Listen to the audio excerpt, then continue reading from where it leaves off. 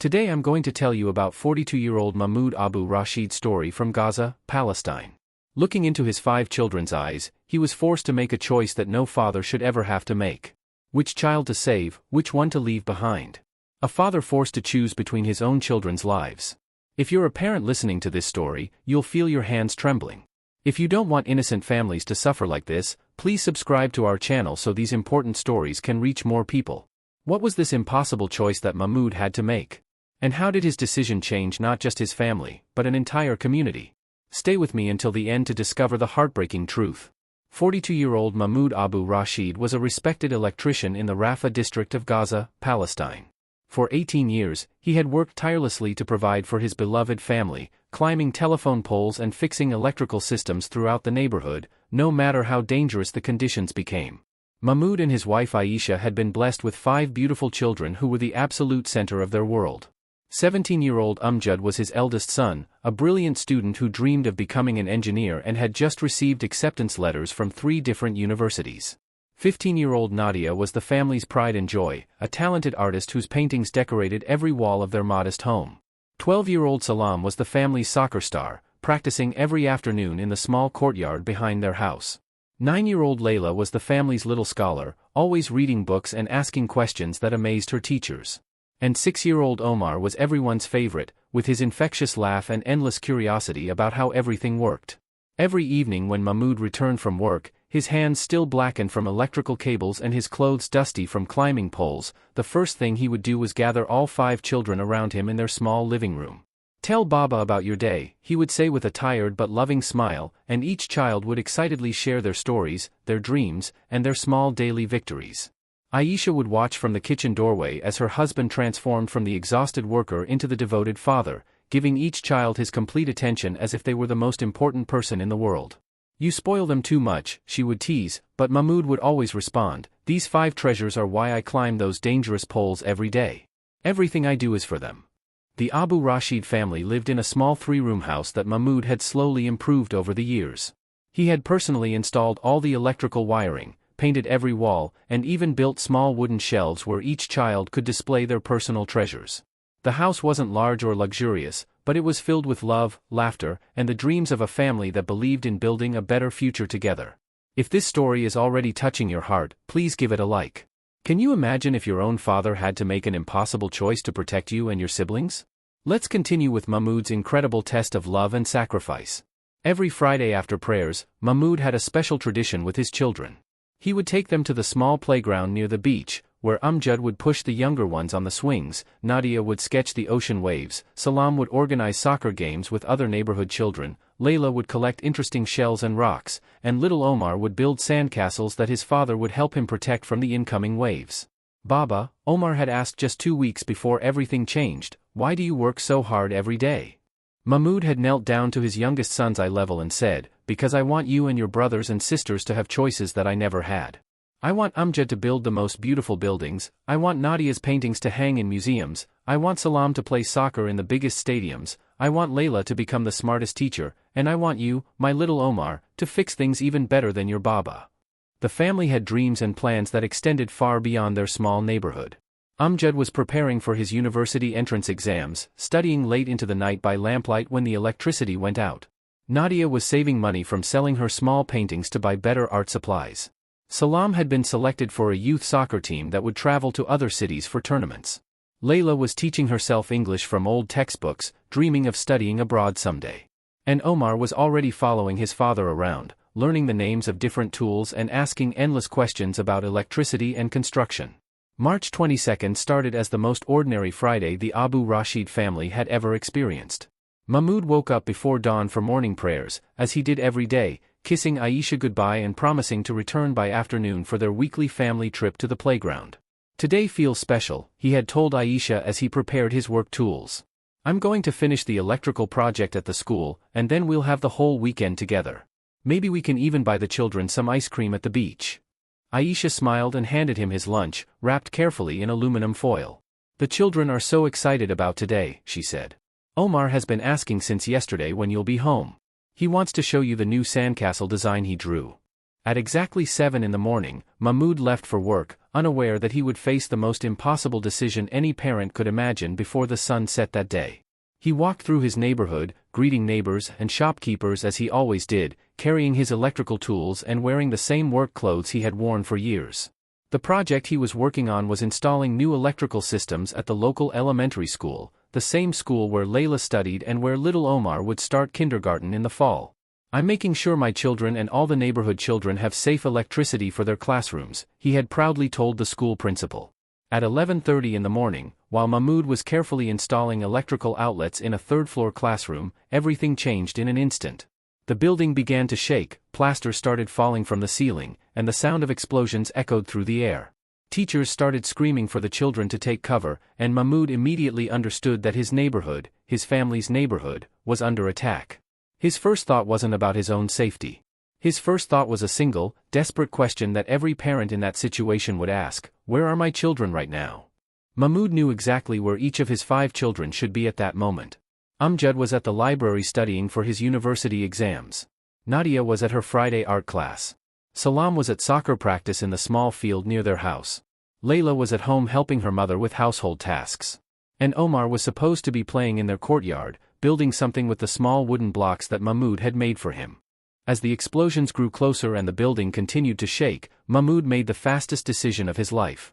He abandoned his tools, ran down 3 flights of stairs, and started running toward his neighborhood, his heart pounding with a fear that no parent should ever experience.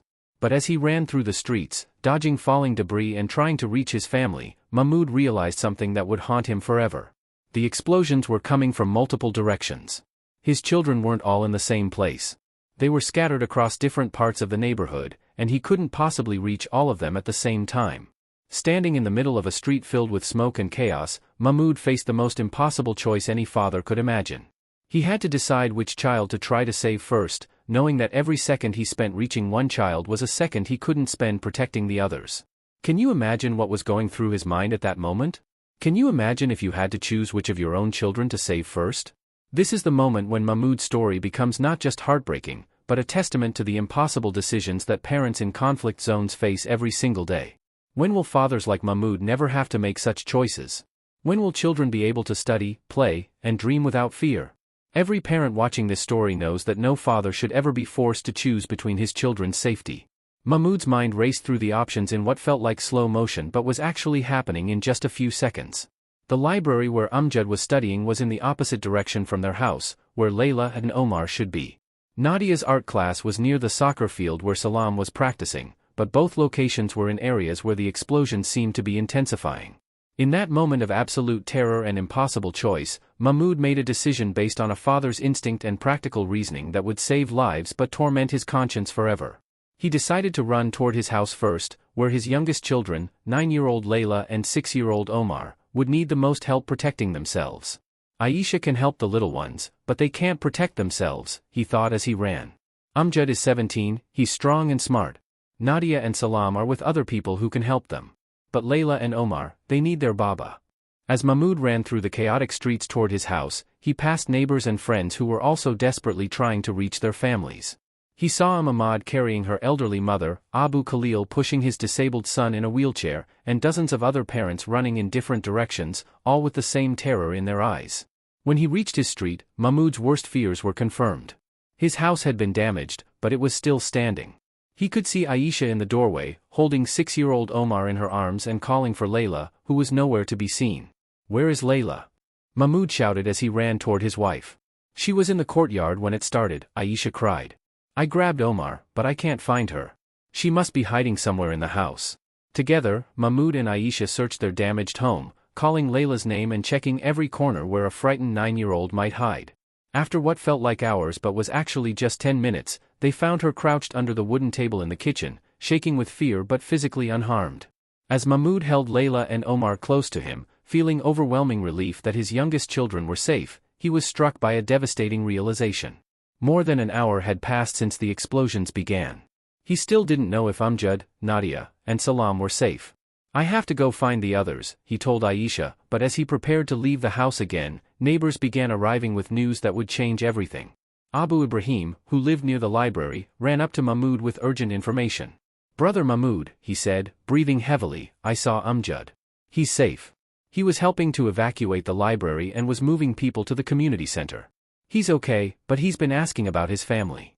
Before Mahmud could feel complete relief, another neighbor, Khalil, arrived with news about Nadia and Salam. I was near the art center when everything started, she said. The teacher gathered all the children and they moved to the basement. Nadia is with them, and she's been asking if she can try to reach home.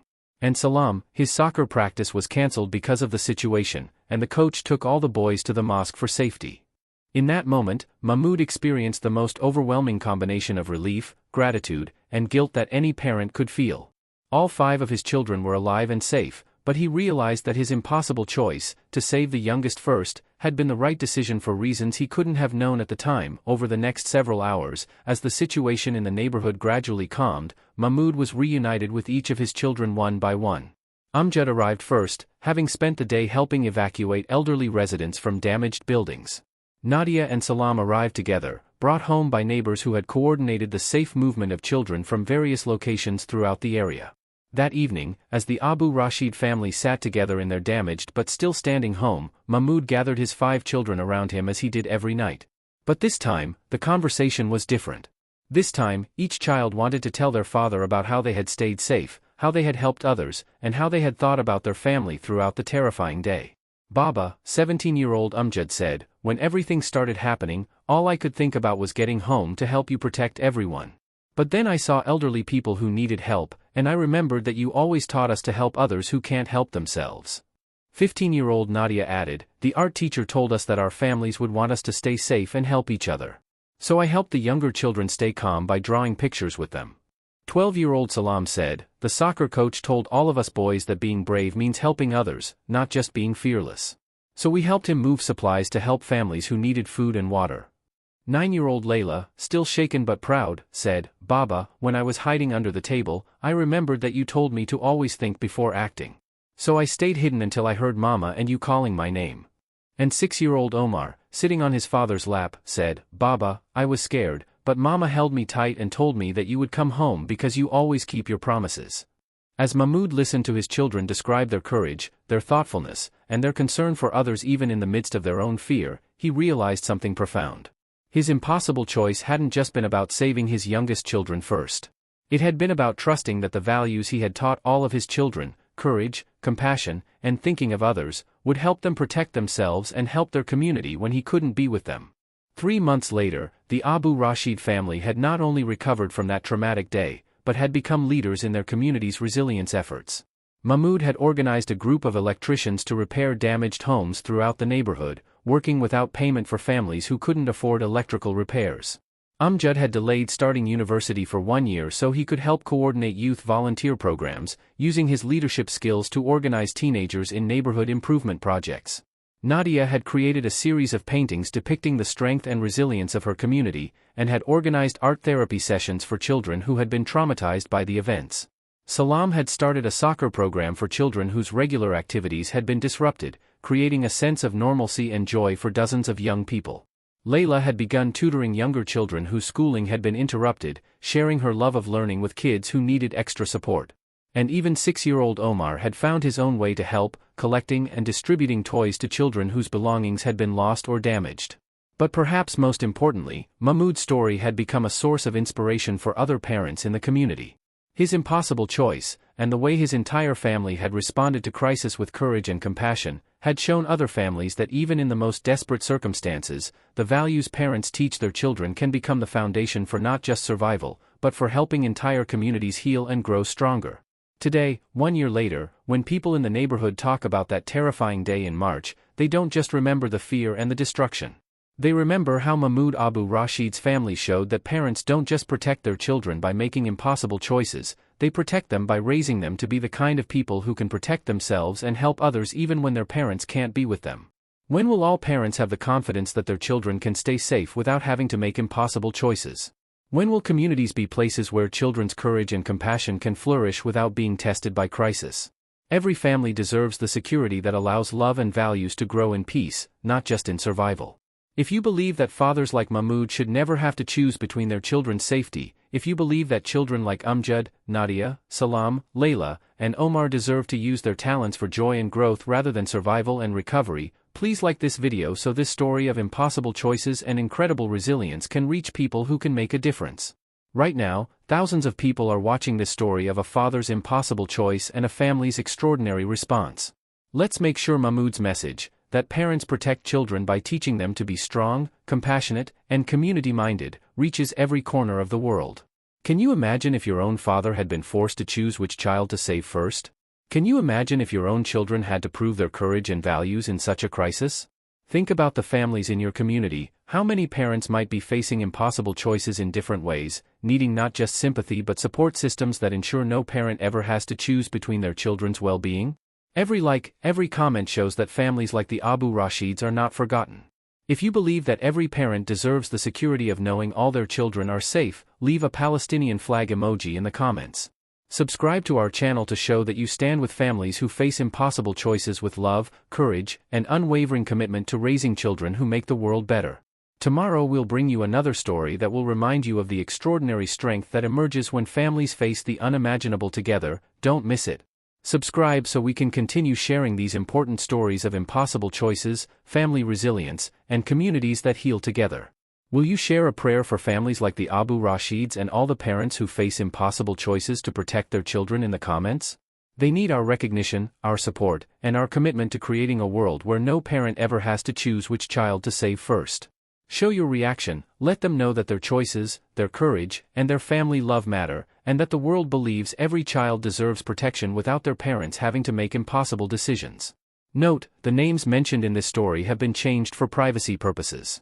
This story is inspired by real events experienced by families during times of crisis in Palestine.